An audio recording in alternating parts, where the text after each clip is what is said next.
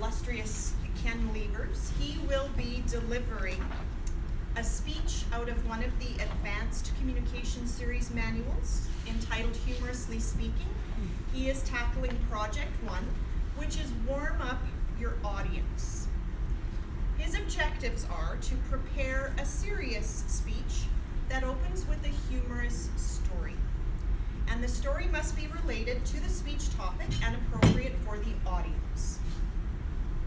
The story must be personalized. And he needs to deliver the story smoothly, effortlessly, and effectively. The title of his speech is Drive on Anon. The speech, Madam Timer, is 5 to 7 minutes. So without further ado, please help me welcome Ken with Drive on Anon. Will I be able to maintain my driving skills and my driver's license for the rest of my life? Or will I come to a point where I realize I need to pull off the road, hang up the keys, or be forced to do so? A few years ago, I had a wild nightmare that gave me a little inkling of what might lie ahead.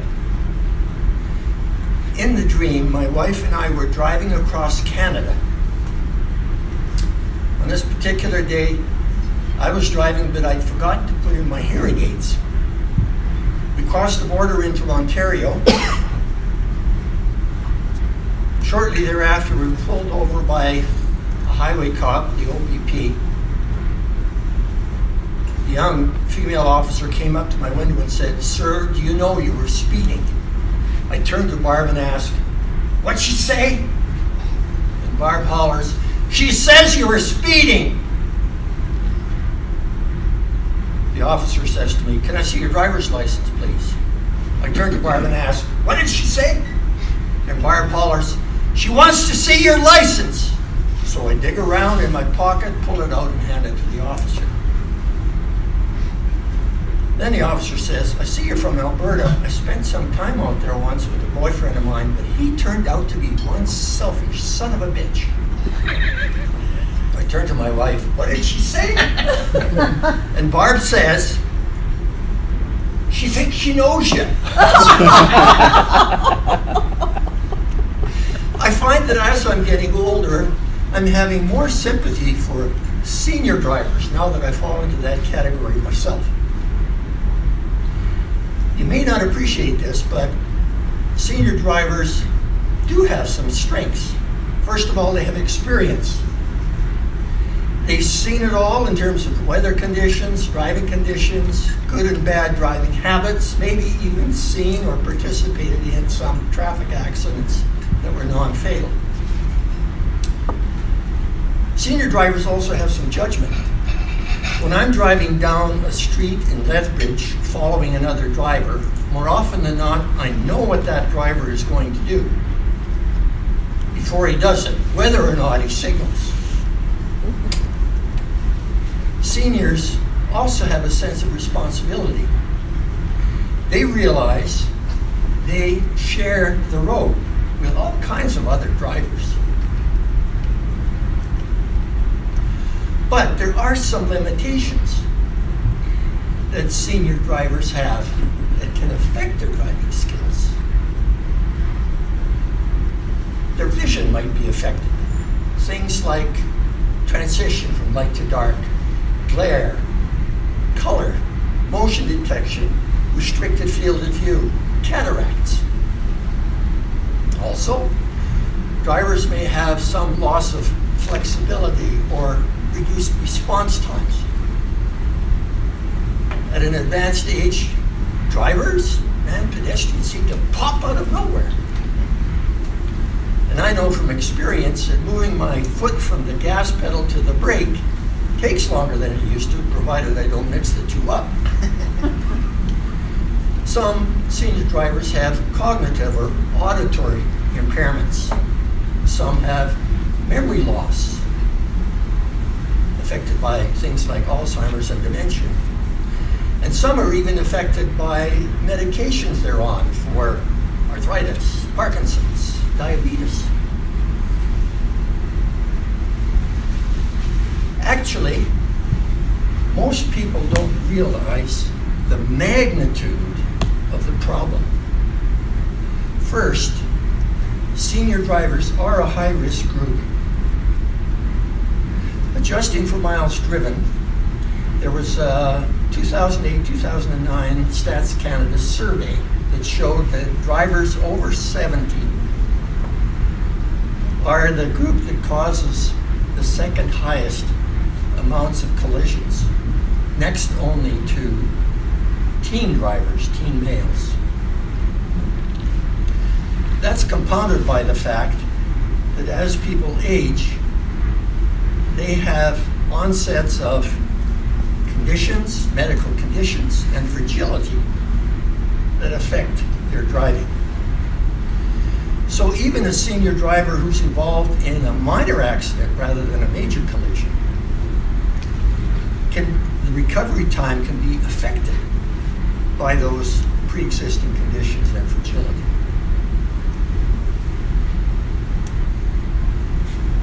The second aspect is we have an aging population.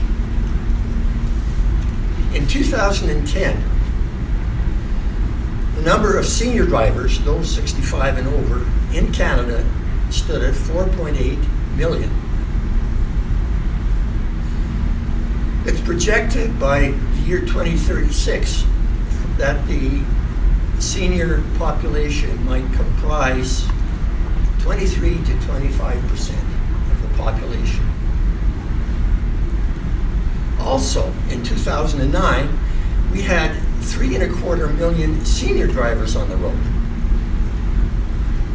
Of those, about 200,000 were age 85 or older. Some 14,000 had some visual impairment, still had a license. And some 20,000 were diagnosed with Alzheimer's or some other form of dementia and still had a license. So what's the solution?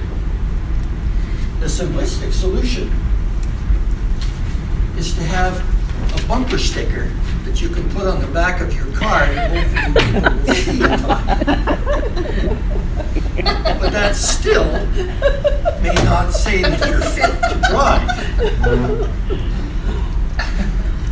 Young driver's solution is to roll down the window and holler, "Get off the road, you old fart, and stay off." What about insurance based on black box data? That kind of thing may have an impact on the young drivers 17 to 25. But for older drivers who are careful, they can still cause accidents. In my opinion, the solution is to have more stringent and regular retesting of drivers.